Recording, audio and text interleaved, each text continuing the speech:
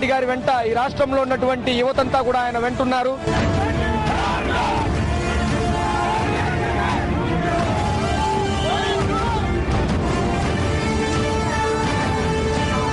జగన్మోహన్ రెడ్డి నాయకత్వంలో ఈ రాష్ట్ర ప్రజల కోసం తన ఆత్మ త్యాగాన్ని చేయడానికి జగన్మోహన్ రెడ్డి గారి వల్ల బంధించినా కూడా జైల్లో ఆయన నిరాశ చేస్తున్నారు. ఇది కేవలం మా కోసం, ఈ పేద ప్రజల కోసం అతను చేస్తున్న ఆత్మ బలిదానం.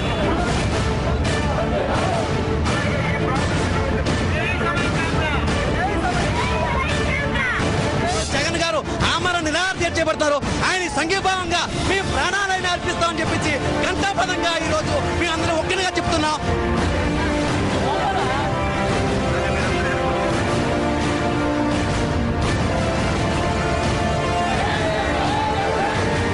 ప్రజలు కానీ, ఉద్యోగులు కానీ, ఉపాధ్యాయులు కానీ ముక్త కంఠముతో ఈ 13 జిల్లాలో ఉండేటువంటి సీమాంధ్ర ప్రజలందరూ ఈ దీక్షను సంపూర్ణంగా మద్దతు